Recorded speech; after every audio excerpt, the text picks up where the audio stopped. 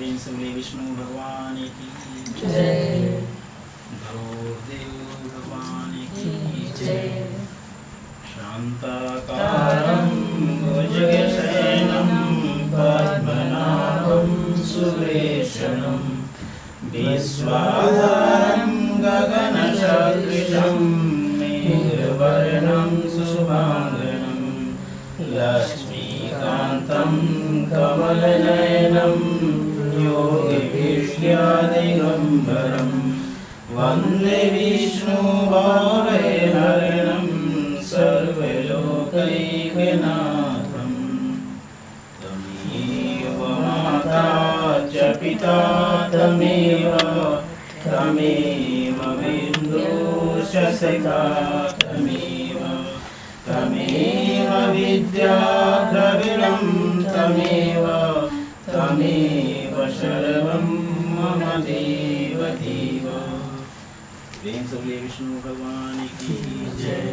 गुरुदेव महाराज की जय।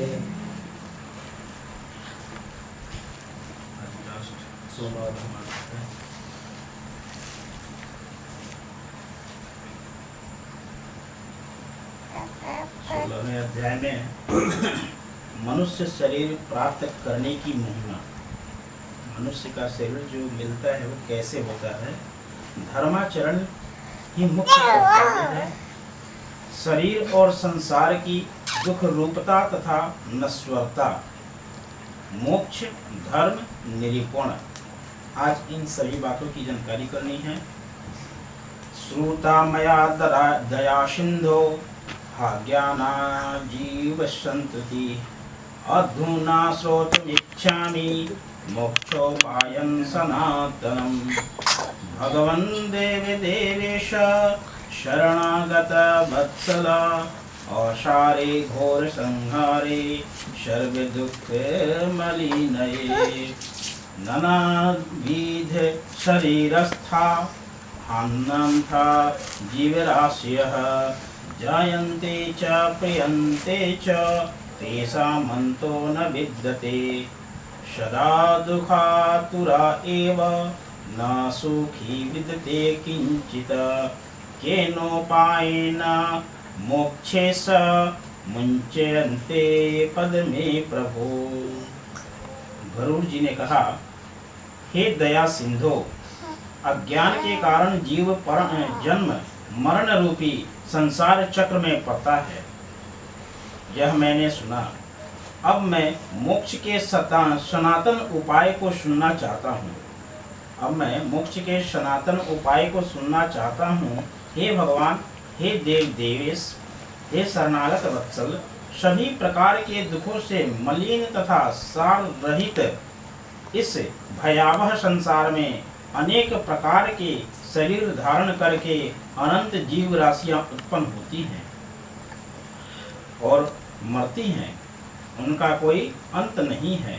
ये सभी सदा दुख से पीड़ित रहते हैं, इन्हें कहीं सुख नहीं प्राप्त होता। हे मोक्षेश, हे प्रभु, किस उपाय के करने से इन्हें इस संतृप्ति चक्र से मुक्ति प्राप्त हो सकती है, इसे आप मुझे बताएं। श्री भगवान ने कहा, हे ताक्ष, तुम इस विषय में मुझसे जो पूछते हो मैं बताता हूँ, सुनो। जिसके सुनने मात्र से मनुष्य संसार से मुक्त हो जाता है, वह पर ब्रह्म परमात्मा निष्कल कला रही से बहुत से स्फुलिंग यानी कि चिंगारियां निकलते हैं। उसी प्रकार अनादिकालीन अविद्या से युक्त होने के कारण अनादिकाल से किए जाने वाले कर्मों के परिणाम स्वरूप देहादि उपाधि को धारण करके जीव भगवान से पृथक हो गए हैं, अलग हो गए हैं। वे जीव प्रत्येक जन्म में पुण्य और पाप रूप सुख दुख प्रदान करने वाले कर्मों से नियंत्रित होकर सतत जाति के योग से देह यानी कि शरीर, आयु और कर्मानुरोधी भोग प्राप्त करते हैं। एक खग, इसके पश्चात भी पुनः वे अत्यंत सूक्ष्म लिंग शरीर प्राप्त करते हैं और यह कर्म मोक्ष पर्यंत स्थित रहता है। ये जीव कभी स्थावर यानी कि वृक्ष लता आदि जड़ योनियों में, पुनः कृमि योनियों में, तदंतर जलचर पक्षी और पशु योनियों को प्राप्त करते हुए मनुष्य योनि को प्राप्त करते हैं। ये जीव जो हैं स्थावर, स्थावर का मतलब है वृक्ष और लता, जो पेड़ पौधा होता है या लता होता है, छोटा या बड़ा, सबसे पहले उसी में आवेला, मतलब उस योनि में आवेला। पुनः कृमि योनियों में यानी कि कीड़े की योनि में आवेला। फिर उसके बाद जलचर, जल में।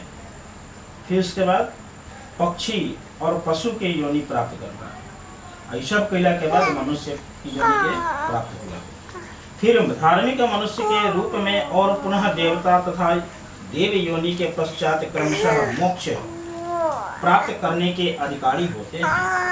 उद्भिदज, अंडज, स्वेदज और पिंडज, जरायुज, इन 4 प्रकार के शरीरों को सहस्त्रों बार धारण करके उनसे मुक्त होकर सुकृत वश यानी कि पुण्य प्रभाव से जीव मनुष्य शरीर प्राप्त करता है, और यदि वह ज्ञानी हो जाए तो मोक्ष प्राप्त कर लेता है।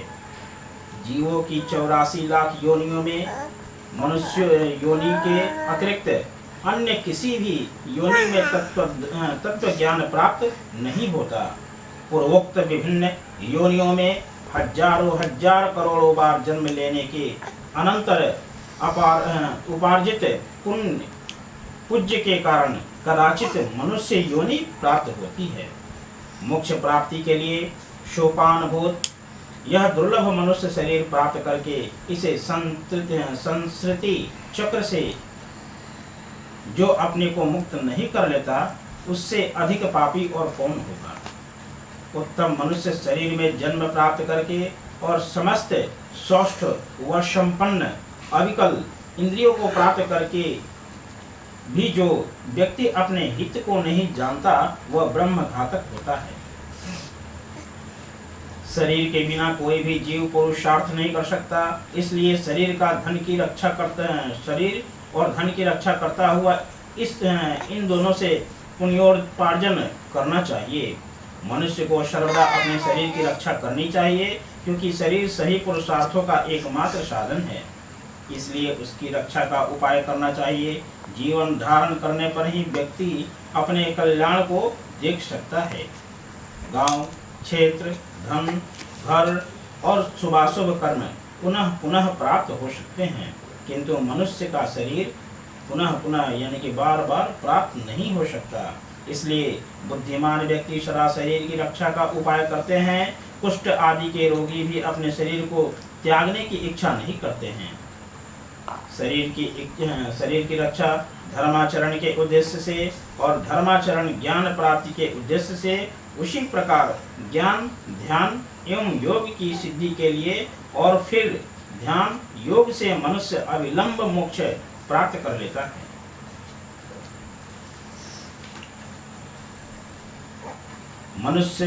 यदि मनुष्य स्वयं ही अपने आत्मा का अहित से निवारण नहीं कर लेता, तो आत्मा का दूसरा कौन हितैषी होगा जो आत्मा को तारेगा।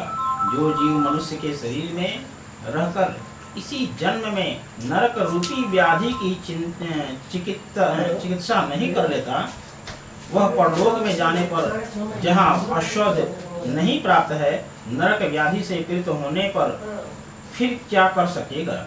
वृद्धावस्था यानी कि व्याग्नि यानी बाघिन के समान, वृद्धावस्था बाघिन के समान सामने खड़ी है। फूटे हुए घड़े से गिरने वाले जल की भांति प्रति क्षण आयु समाप्त होती जाती है। रोग शत्रु की भांति प्रहार कर रहे हैं, अतः श्रेय प्राप्ति के लिए जीव को अभ्यास करना चाहिए। जब तक दुख प्राप्त नहीं होता, जब तक आपत्तियां घेर नहीं लेती और जब तक इंद्रियों में वैकल्य शिथिलता नहीं आ जाती, तब तक श्रेय प्राप्ति के लिए अभ्यास करते रहना चाहिए। जब तक यह शरीर है तभी तक तत्व ज्ञान का अभ्यास करना चाहिए। भवन में आग लग जाने पर कौन ऐसा दुर्बुद्धि मनुष्य है जो कुआं खोदना प्रारंभ करता है। बहुविध संसारिक कार्य प्रपंचों में व्यस्त रहने के कारण काल का ज्ञान नहीं होता। यह क्लेश की बात है, कि मनुष्य अपने सुख दुख और हित की बात को नहीं समझता। संसार में जीवों को उत्पन्न होते हुए, रोग आदि से दुखी होते हुए, मृत्यु प्राप्त करते हुए और आपत्तिग्रस्त तथा दुखी देख कर भी संसारिक मनुष्य मोह रूपी मदिरा को पीकर पूर्वोक्त जन्म मरणादि रूपी विविध क्लेशों से कभी भी भयभीत नहीं होता।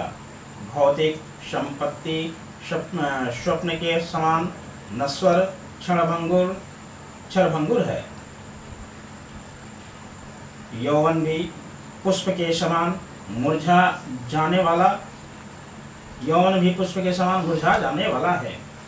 आयु बादलों में चमकने वाली बिजली के समान चंचल है। यह सब जानते हुए भी मनुष्य को कैसे धैर्य हो सकता है? एक तो मनुष्य की 100 वर्ष की आयु ही बहुत थोड़ी है, उसमें भी निद्रा और आलस्य के वशीभूत होकर उसका आधा भाग बीत जाता है, और जो शेष है वह भी बाल्यावस्था, रोग और जड़ा में होने वाले दुख से चला जाता है, और जो थोड़ा बचा है वह भी निष्फल ही बीत जाता है। प्रारंभ करने योग्य कार्य के विषय में जो उद्योग नहीं करता और जहाँ ब्रह्म चिंतन आदि में जागरूक रहना चाहिए वहाँ वह सोता रहता है, उसके विपरीत जहाँ सदा सदा भय विद्यमान है उस संसार में वहाँ वह विश्वस्त है। ऐसा जो मनुष्य है वह अभागा क्यों नहीं मारा जाएगा? जल में उठने वाले फेन के समान अतीव क्षणभंगुर देह को प्राप्त करके जीवात्मा उसमें स्थित रहता है। यह शरीर ही उसको प्रिय संवास के रूप में प्रतीत होता है, किंतु इस अनित्य शरीर में जीवात्मा निर्भय होकर कैसे रह सकता है? जो अहित करने वाले विषय भोगों में ही हित बुद्धि रखता है वह अनिश्चित पुत्र कलत्र देहादि को अस्थायी समझता है, और भौतिक धन संपत्ति आदि अनर्थकारी वस्तुओं में जो अर्थ बुद्धि रखता है वह अपने परमार्थ को नहीं जानता।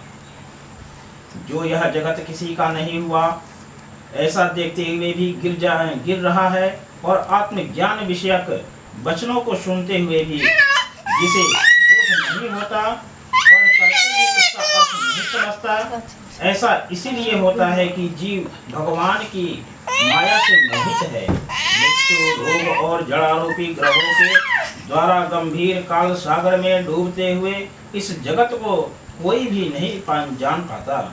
प्रतिक्षण क्षीण होते हुए यानी बीतते हुए इस काल की सूक्ष्म गति को जीव वैसे ही नहीं जान पाता जैसे कच्चे घड़े में स्थित जल के विलुप्त होने का ज्ञान नहीं हो पाता।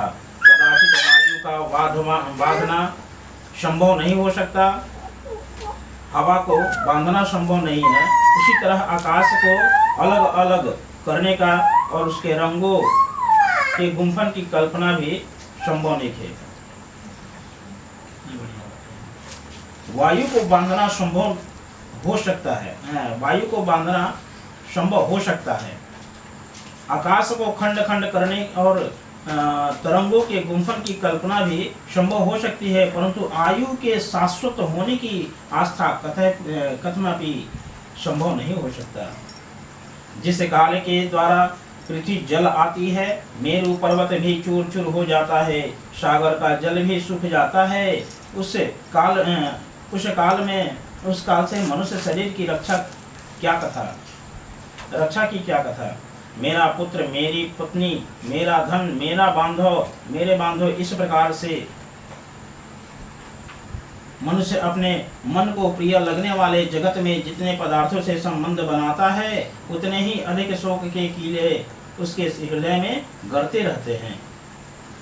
यह बड़े खेद की बात है कि मनुष्य के देह में स्थित शब्द, स्पर्श, रूप, रस, गंध विषयों का अहंकार करने वाले इंद्रिय रूपी चोरों ने इस लोक के समस्त धन को अपहृत करके इसे नष्ट कर दिया है। अर्थात परलोक के लिए हितकारी धर्म रूपी जो धन है उनका इंद्रियों ने हरण कर लिया है। मांस लोभी मत्स्य जैसे बंसी में लगे हुए लोहे के अंकुश को नहीं जान पाता, उसी प्रकार विषयों से प्राप्त होने वाले प्रतिभाषिक सुख के लोभ से जीव यम यातना की परवाह नहीं करता। ये गरुड़ जो अपने शरीर अपने हित और अहित को नहीं जानते, सदा कुमार्ग पर चलने वाले हैं और मात्र पेट भरने में ही जिनका सारा अध्यवसाय रहता है, वे मनुष्य नरकगामी हैं। निद्रा, मैथुन और आहार आदि की स्वाभाविक प्रवृत्ति सभी प्राणियों में समान रूप से विद्यमान रहती हैं। उसमें जो वास्तविक हित अहित को जानने वाला ज्ञानवान है वह मनुष्य कहा जाता है, और उस ज्ञान से जो शून्य है वह पशु कहलाता है। मूर्ख मनुष्य प्रातः काल मलमूत्रों के वेग से मध्य दिन में क्षुधा और तृष्णा से तथा रात्रि में काम, क्रीड़ा और निद्रा से बाधित रहते हैं। हाय, यह खेद की बात है कि अज्ञान से मोहित होकर सभी जीव अपनी देह, धन, पत्नी आदि में आसक्त होकर बार बार पैदा होते हैं और मर जाते हैं। इसलिए देह, गेह, पुत्र, कलत्र, सत्संग और विवेक ये दोनों ही व्यक्ति के दो निर्मल नेत्र हैं। जिस व्यक्ति के पास ये नहीं है वह अंधा है। वह अंधा मनुष्य कुमार्गगामी क्यों नहीं होगा? अपने अपने वर्ण और आश्रम के लिए शास्त्र बोधित आचारों का पालन करने में संलग्न रहने वाले सभी मनुष्य यदि परम भगवान के चरणों में स्वार्थिक प्रति संपादन साधनी भूत भगवत भक्ति को नहीं जानते तो वे दंभाचारी व्यर्थ में नष्ट हो जाते हैं। कुछ लोग अनेक प्रकार की क्रियाओं को करने का प्रयत्न करते हैं और कुछ अन्य व्रत, उपवास आदि में संलग्न रहते हैं। अज्ञान से आवृत्ति आत्मा वाले कुछ लोग ढोंगी बनकर विचरण करते हैं। कर्मकांड में आस्था रखने वाले मनुष्य शास्त्र बोधित नाम मात्र की फल श्रुतियों से संतुष्ट होकर के मंत्रोच्चारण और होम आदि कृत्यों से तथा यज्ञ के विस्तृत विधानों से भ्रांत रहते हैं, उन्हीं में उलझे रहते हैं। मेरी माया से मोहित होकर शरीर को सुखाने वाले मूर्ख लोग एक भुक्त, उपवास आदि व्रतों का आचरण करके परोक्ष यानी कि परम गति को प्राप्त करना चाहते हैं। शरीर को दंड देने मात्र से क्या अविवेकी पुरुषों की मुक्ति प्राप्त हो सकती है? वाल्मीकि बाम्बी को ताड़न करने मात्र से क्या कहीं महासर्प की मृत्यु होती है? बड़ी लंबी जटाओं के भार को ढोने वाले और मृग चर्म आदि से युक्त दाम्भिक पुरुष साधु पुरुषों का वेश धारण करके ज्ञानी की भांति ही लोक में भ्रमण करते हैं और लोगों को भी भ्रमित करते हैं। सांसारिक सुख विषयाशक्ति में आसक्त जो व्यक्ति मैं ब्रह्म ज्ञानी हूँ ऐसा कहता है, वह कर्म मार्ग तथा ब्रह्म ज्ञान मार्ग दोनों मार्गों से भ्रष्ट हो जाता है। उसे चंडाल की भांति छोड़ देना चाहिए। संसार में, घर में और अरण्य में लज्जा त्याग कर समान रूप से नग्न होकर गदर्भ आदि पशु भी विचरण करते हैं, तो क्या इस आचरण से वे संसार से विरक्त हो जाते हैं? यदि मिट्टी और भस्म के धारण करने मात्र से मनुष्य मुक्त हो जाए तो मिट्टी और भस्म में शयन करने वाले वह कुत्ता भी क्या मुक्ति प्राप्त कर लेगा? घास, पात और जल का आहार करने वाले तथा निरंतर जल में निवास करने वाले श्रृंगाल, चूहे और मृग आदि पशु भी क्या तपस्वी योगी हो जाते हैं? अर्थात अन्न छोड़ देने, ग्राम या नगर में निवास छोड़कर वन में रहने मात्र से कोई सन्यासी नहीं हो जाता। मेढक और मत्स्य, मछली आदि जलचर जीव जन्म से लेकर मृत्यु पर्यंत गंगा आदि नदियों में निवास करते हैं, तो क्या वे योगी हो जाते हैं? कबूतर शिलेवृत्त कंकर का आहार करने वाले हैं। कबूतर क्या होता है? कंकर खाने वाला होता है, तो कंकर खाता है। तथा चातक कभी भी भूमि पर स्थित जल को नहीं पीते, तो क्या इससे वे व्रती हो जाते हैं? इसलिए हे खगेश्वर, पूर्वोक्त संपूर्ण कर्मानुष्ठान केवल लोक रंजन मात्र के लिए है। मोक्ष का कारण तो साक्षात तत्व ज्ञान ही है। एक षड दर्शन रूपी महाकूप में पड़े हुए मनुष्य रूपी पशु परमार्थ को नहीं जानते हैं, क्योंकि वे पशुपास से नियंत्रित रहते हैं। वेद और शास्त्र रूपी घोर समुद्र में इधर उधर ले जाए जाते हुए कुतार्किक व्यक्ति पडुर्मियों से ग्रस्त हो स्थित रहते हैं। वेद शास्त्र और पुराणों के जानने वाले भी जो मनुष्य परमार्थ को नहीं जानता, विडंबनाग्रस्त उसका प्रोक्त संपूर्ण ज्ञान कौवे के कांव करने जैसा परम तत्व से परांगमुख जीव यह ज्ञान है, यह ज्ञेय है। इसी चिंता से व्याकुल होकर रात दिन शास्त्रों का अध्ययन करते हैं। काव्योचित अलंकार से सुशोभित गद्य वाक्य रचना या छंदोबद्ध कविता की रचना करने पर भी विषयोपभोग के प्रति लालायित इंद्रियों वाले तत्व ज्ञान रहित मूढ़ व्यक्ति नाना चिंताओं के कारण दुखी रहते हैं। परम तत्व की प्राप्ति तो अन्य प्रकार से होती है, किंतु लोग अन्य प्रकार के उपाय करके क्लेश प्राप्त करते हैं। शास्त्र का भाव तो कुछ और होता है, परंतु वे उसकी व्याख्या कुछ दूसरे प्रकार से करते हैं।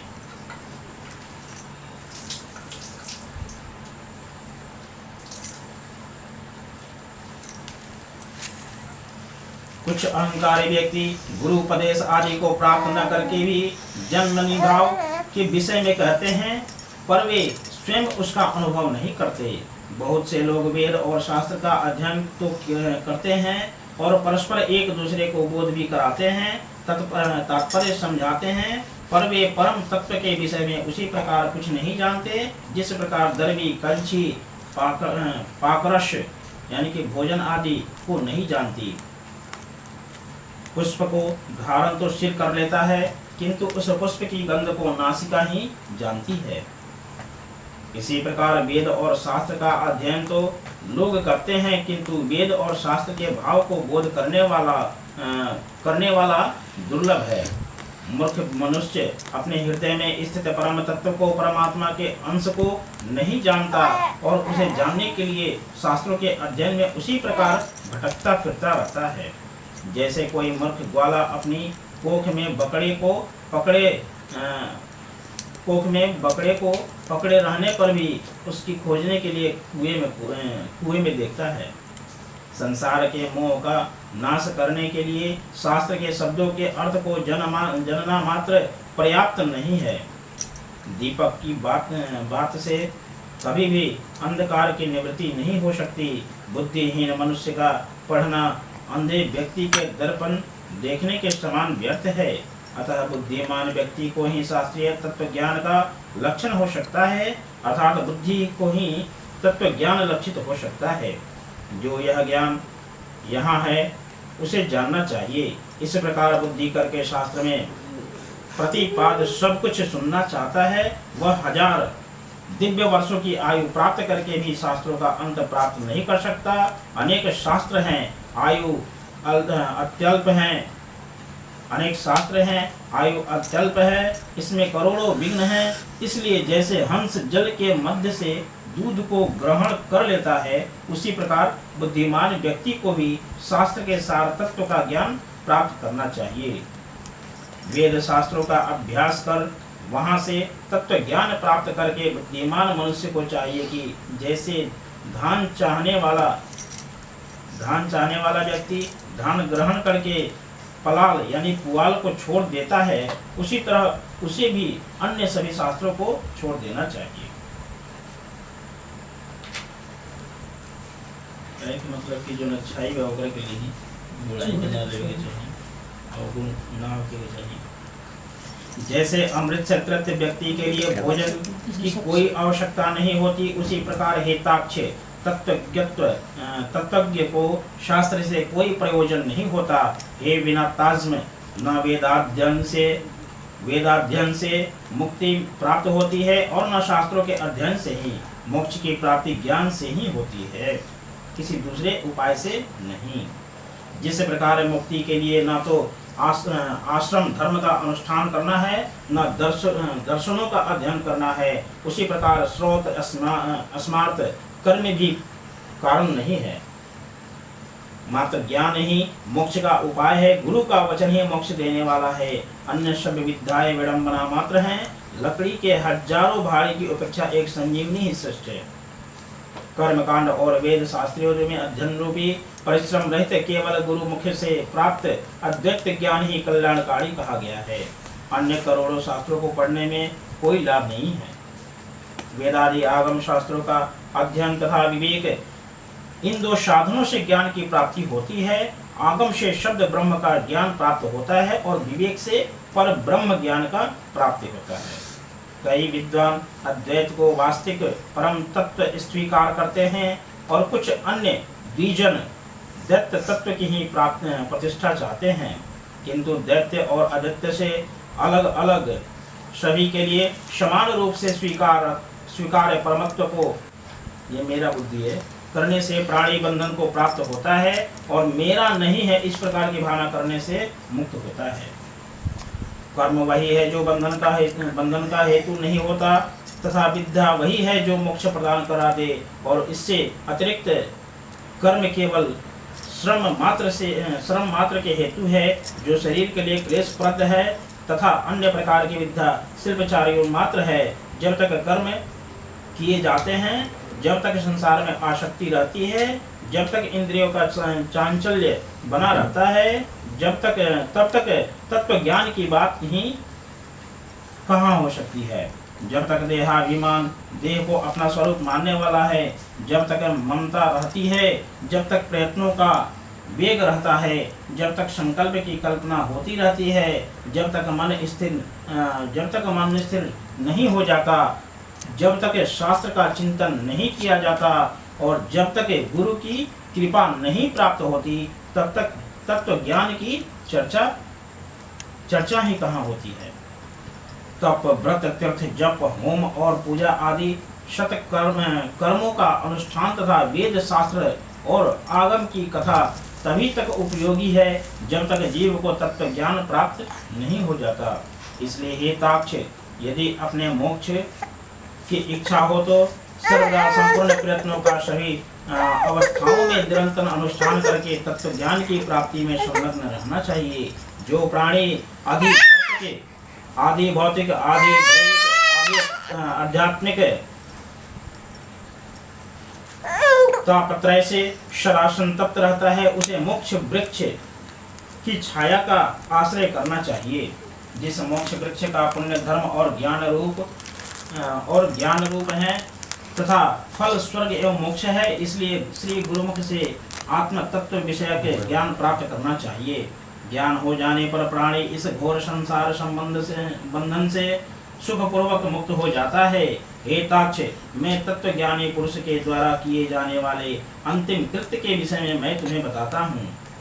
सुनो, जिस उपाय को करके जीव को ब्रह्म निर्वाणक संज्ञक मोक्ष की प्राप्ति होती है, अंतकाल के आ जाने पर पुरुष भय छोड़कर अनासक्ति रूपी शस्त्र से गेहादि विषयक ममत्व को काट डाले, वह धीर पुरुष घर से निकलकर पवित्र तीर्थ में जल में स्नान करके पवित्र और एकांत देश में विधिवत आसन लगाकर बैठ जाए और शुद्ध परम स्त्रीवृत्त ब्रह्माक्षर अर्थात ओंकार का मन से अभ्यास करे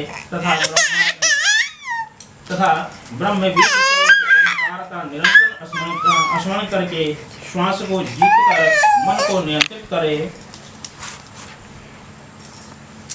बुद्धि रूपी सारथी की सहायता मन रूपी लगाम के द्वारा इंद्रियों को विषयों से निग्रहित कर ले और कर्मों के द्वारा आक्षिप्त मन को बुद्धि की सहायता से शुभ अर्थ में अर्थात पर ब्रह्म के चिंतन में लगा दे। मैं ब्रह्म हूँ, मैं परम धाम हूँ और परम पद रूपी ब्रह्म में ही हूँ। ऐसी समीक्षा करके अपनी आत्मा को निष्फल परमात्मा में लगा दे और ओम इस एकाक्षर ब्रह्म का उच्चारण करता हुआ तथा मेरा स्मरण करता हुआ जो मनुष्य देह त्याग करता है, वह इस संसार के से तर जाता है और परम गति प्राप्त करता है। मान और मोह से रहित तथा आसक्ति उत्पन्न होने वाले दोषों को जीत लेने वाले, नित्य अध्यात्म चिंतन करने वाले, सभी प्रकार की कामनाओं से निवृत्त प्राप्त कर लेने वाले, सुख दुख आदि द्वंद्वों से मुक्त ज्ञानी पुरुष उस शाश्वत अविनाशी परम पद को प्राप्त होते हैं। जो व्यक्ति राग और द्वेष रूपी मलों का अपहरण करने वाले, ज्ञान रूप जलाशय और शक्ति स्वरूप जानने वाले मानस तीर्थ में ज्ञान स्नान करता है, वह मोक्ष प्राप्त कर लेता है।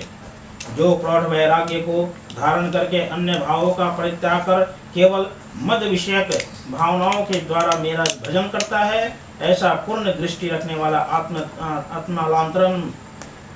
आत्मा संत ही मोक्ष को प्राप्त होता है। तीर्थ में मृत्यु हो जाए उस उत्कंठ से उत्सुक होकर जो अपने घर का परित्याग करके तीर्थ में निवास करता है और मुक्ति क्षेत्र में मरता है, वही मोक्ष प्राप्त करता है। अयोध्या, मथुरा, माया, काशी, कांची, अवंतिका और द्वारवती पुरी, ये 7 पुरियां मोक्ष देने वाली हैं। हे ताक्ष, मैंने सनातन मोक्ष धर्म को तुम्हें बता दिया। ज्ञान और वैराग्य के सहित इसे सुनकर पुरुष मोक्ष प्राप्त करता है। तत्व पुरुष मोक्ष प्राप्त करते हैं। सकाम धर्म अनुष्ठान करने वाले धार्मिक पुरुष स्वर्ग को प्राप्त होते हैं। पापियों की दुर्गति होती है और पशु पक्षी आदि फिर से यानी पुनः पुनः जन्म मरण रूपी संसार में भ्रमण करते हैं। इस प्रकार सभी शास्त्रों का स्वर्गद्वार मैंने 16 अध्यायों में कह दिया। अब और क्या सुनना चाहते हो? सूत जी ने कहा, हे राजन, गरुड़ जी ने भगवान के मुख से ऐसा वचन सुनकर उन्हें बार बार प्रणाम करके अंजलि बांधकर इस प्रकार कहा।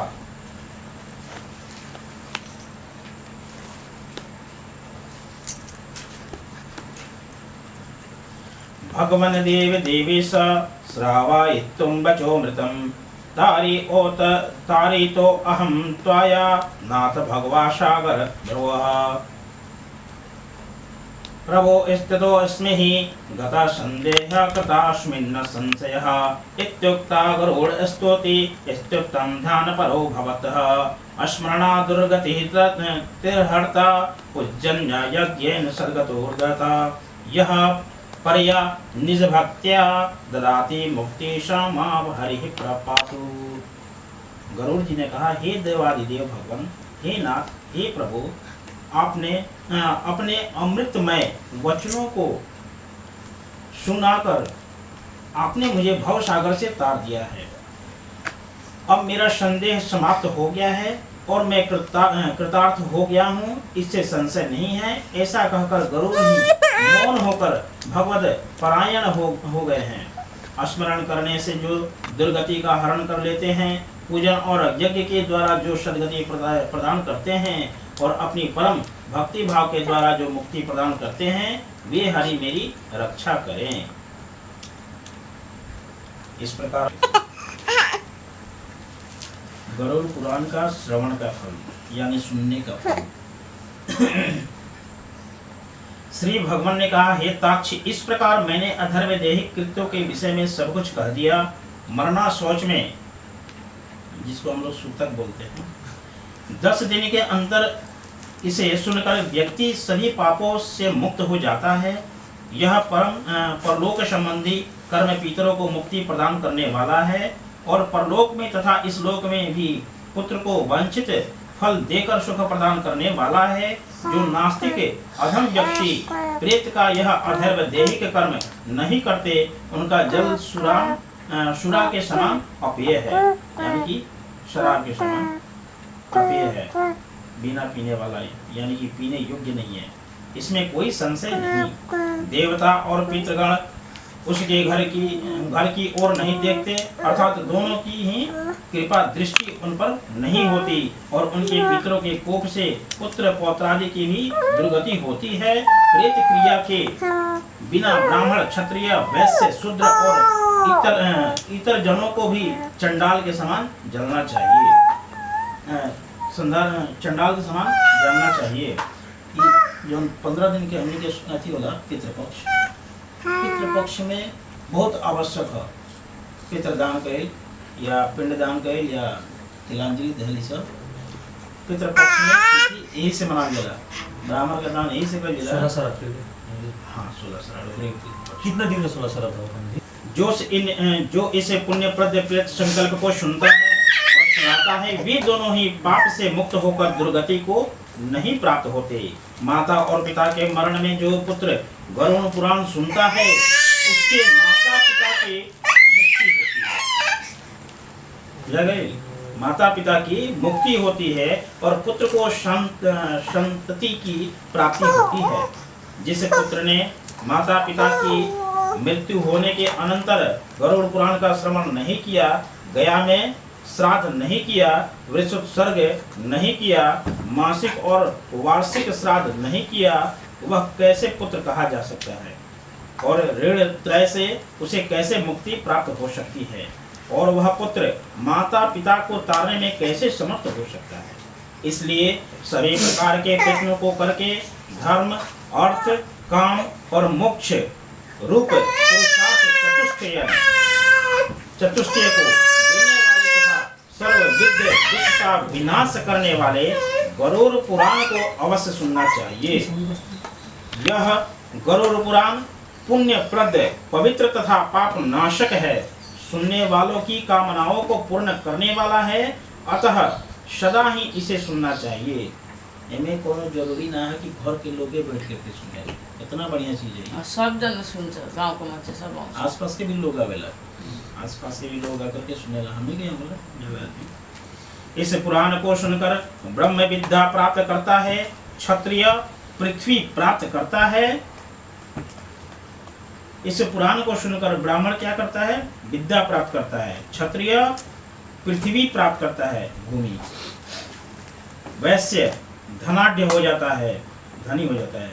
और शूद्र पातकों से शुद्ध हो जाता है। इस गरुड़ पुराण को सुनकर सुनाने वाले आचार्य को पूर्वोक्त शय्या दान आदि संपूर्ण दान देने चाहिए, अन्यथा इनका श्रवण फलदायक नहीं होता। पहले पुराण की पूजा करनी चाहिए, तदंतर वस्त्र, अलंकार, गोदान और दक्षिणा आदि देकर आदर पूर्वक वाचक की पूजा करनी चाहिए। प्रचुर पुण्य फल की प्राप्ति के लिए प्रभूत अन्न, स्वर्ण और भूमि दान के द्वारा श्रद्धा भक्ति पूर्वक वाचक की पूजा करनी चाहिए। वाचक की पूजा से ही मेरी पूजा हो जाती है, इसमें संशय नहीं है। वाचक मतलब पढ़े वाला, इसमें संशय नहीं है। और वाचक के संतुष्ट होने पर मैं भी संतुष्ट हो जाता हूँ, इसमें कोई भी संशय नहीं है। इस प्रकार गरुड़ पुराण के श्रवण का फल संपूर्ण हुआ।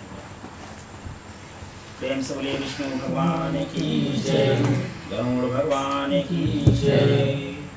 शांताकारं भुजगशयनं पद्मनाभं सुरेशनं, विश्वाधारं गगनसदृशं मेघवर्णं शुभांगं, लक्ष्मीकान्तं कमलनयनं योगविद्यादिगम्बरं,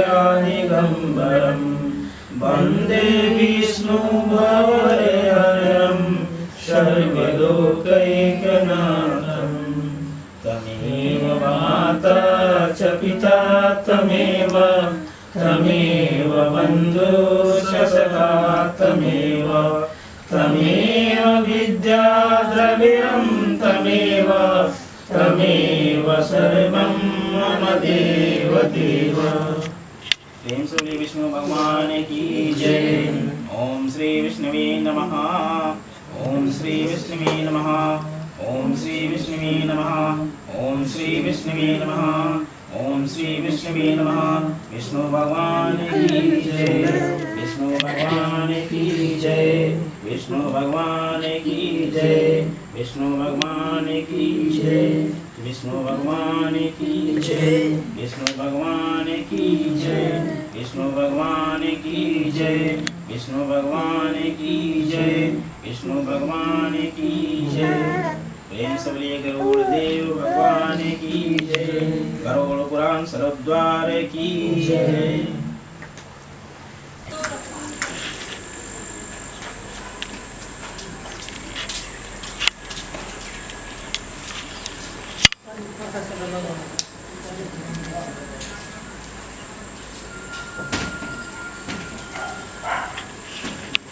द्वारे महाघोरे चंद्रसूर्या विसर्जितः अंधकारा प्रशंकत दीपो वर्धन्ते भूम्या ओम अदय काश्यपुत्र शांति देवी प्रेत शौचांतर्गत दशम दीने यम मार्गानु संकरण घोरत मिश्रांतकम महा संतरण कामः ईश दीपस्ते मया दीयन्ते तव